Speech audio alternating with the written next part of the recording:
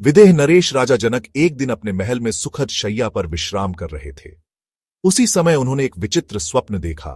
उनका राज्य नष्ट हो गया, शत्रुओं ने उन पर आक्रमण कर दिया और उनके महल पर अधिकार कर लिया। वे अब जंगल में भटक रहे थे, भूख से व्याकुल होकर। कई दिनों के उपवास के बाद किसी तरह उन्हें चावल और दाल मिले। उन्होंने मिट्टी के पात्र में भोजन पकाया, लेकिन जैसे ही वह तैयार हुआ, दो लड़ते हुए सांड आए और खिचड़ी बिखेर दी। भूख से बेहाल वे अत्यंत दुखी हो गए। अचानक उनकी आंख खुली। वे पुनः अपने महल में सुखद शैया पर लेटे थे। वह सोचने लगे, जो अभी हुआ वह सत्य था या जो मैं अभी देख रहा हूं वह सत्य है। अगले दिन राजा जनक ने एक विशाल विद्वत सभा का आयोजन किया, जहां अनेक ऋषि मुनि और महात्मा उपस्थित थे। उन्होंने सभा में प्रश्न रखा, यह सत्य या वह सत्य, परंतु कोई भी विद्वान संतोषजनक उत्तर नहीं दे सका। उसी समय बाल्यावस्था से किशोरावस्था में प्रवेश कर रहे परम ज्ञानी ऋषि अष्टावक्र भी सभा में उपस्थित थे। उनकी अद्भुत बुद्धि का प्रमाण तो तभी मिल गया था जब वे गर्भ में ही अपने पिता को वेदों की शुद्ध रचाएं सुधारने का उपदेश दे चुके थे। उनके पिता ऋषि कहोड़ वेदों के महान ज्ञानी थे। एक दिन वे वेद पाठ कर रहे थे, तभी उन्होंने एक मंत्र का उच्चारण गलत कर दिया। तभी गर्भ से एक आवाज आई, इस ऋचा को सुधारो।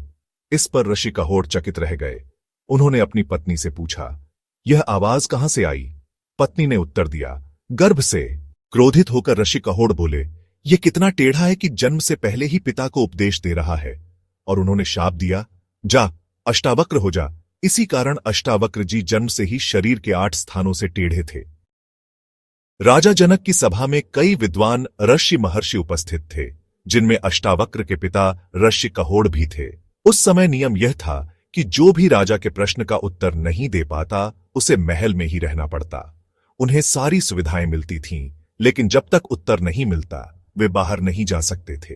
जब अष्टावक्र जी को यह पता चला तो उन्होंने अपनी माता से कहा, मुझे सभी बालक चिढ़ाते हैं कि यदि मैं इतना ज्ञानी हूं तो अपने पिता को मुक्त क्यों नहीं करवा लेता। उन्होंने माता से पूछा, पिता को किसने बंदी बनाया है?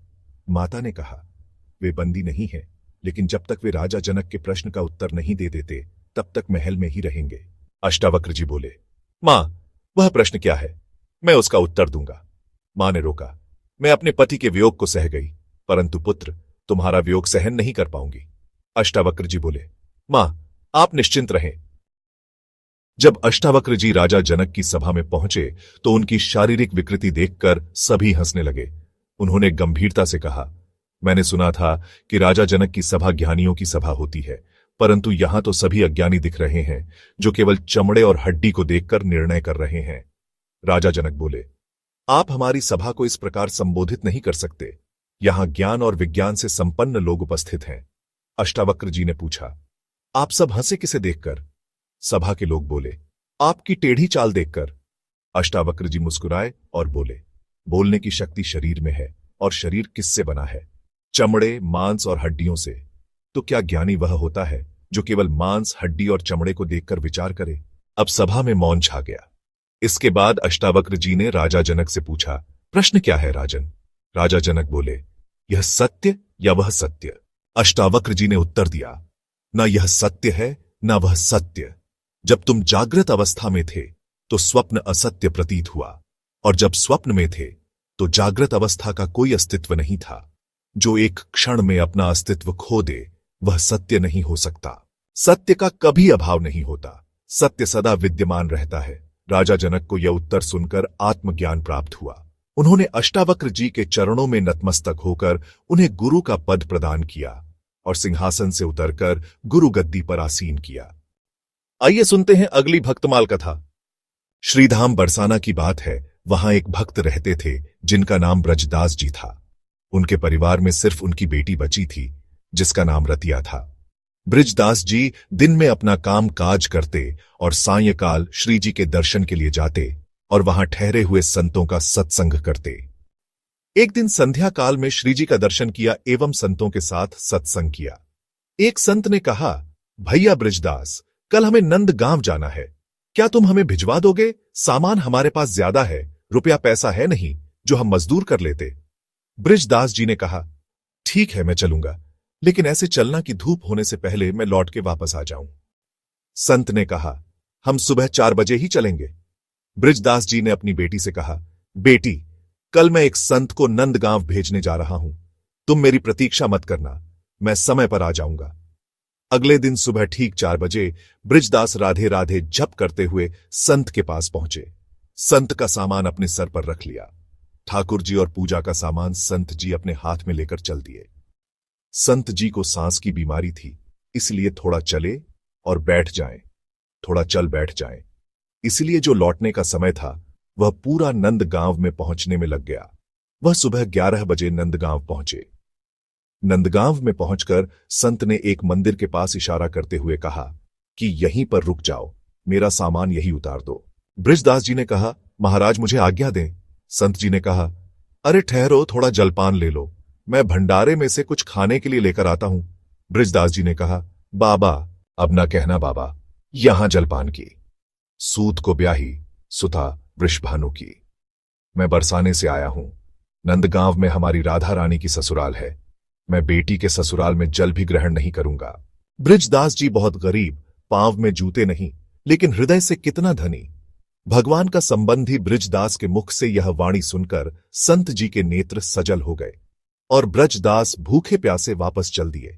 भक्ति का यह भाव देखकर भगवान श्री कृष्ण भक्त के पीछे पीछे चल दिए। सूरज के तपन और नीचे धरती गरम नंगे पांव बृजदास जी राधे राधे कहते चले जा रहे हैं। आगे जाकर एक पेड़ के नीचे मूर्छित होकर गिर पड़े। इतने में भगवान श्री कृष्ण प्रकट हो गए और ब्रजदास जी को जगाने लगे। श्री कृष्णा जी बृजदास जी को जगाने का प्रयास करते रहे, परंतु ब्रजदास जी नहीं जगे। भगवान जी के दोनों नेत्र भर आए और सोचने लगे, उद्धार अनेक जनों के किए हैं, खल मारे एक से एक बली, गज गिद्ध अजामिल और द्रुपदी, लखदीन सभी की विपत्ति टली। अब की यह भक्त से पालो पड़ो, जेहि पे चतुराई ना एक चली। अब यही के प्राण विनीत बचे, यदि आवे यहां वृषभानु लली। भगवान श्री राधा जी के मंदिर में गए, वहां मधु संगीत सुनकर राधा जी मग्न थी। प्रभु को देखकर राधा जी बोली, खरी दोपहरी ऐसी जेठ की, ऐसे में ब्रजराज दासी पर कृपा करके आहे हो के ही काज। भगवान श्री कृष्ण बड़े विनोदी हैं, उनका यह स्वभाव जगजाहिर है। भगवान श्री कृष्ण विनोद में बोले, मंदिर में संगीत सुन मग्न हो रही आप, और नंदगांव के डगर में डरो तुम्हारा बाप। श्री राधा जी बोली, प्रभु मैं आपका अर्थ समझी नहीं। तब प्रभु बोले कि हमारे तुम्हारे संबंध के कारण बरसाना के एक भक्त ने नंदगांव में किसी के हाथ से एक गिलास पानी तक नहीं पिया, मूर्छित होकर पड़ा है, आप उसके लिए जलपान भोजन लेकर जाएं। प्रभु बोले, आप राधा रानी बन के मत जाना, कहीं बड़ी दोपहरी में आपको देखकर उनके मन को पीड़ा न पहुंचे, आप उनकी बेटी के रूप में जाना।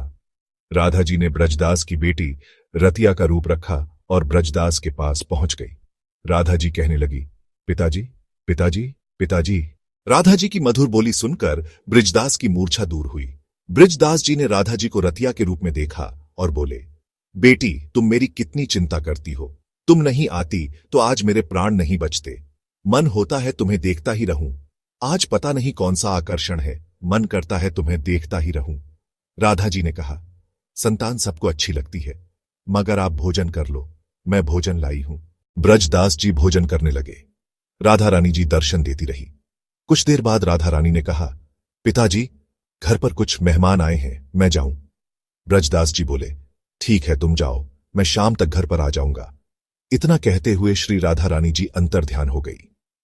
अब संध्या काल में ब्रजदास जी घर पहुंचे।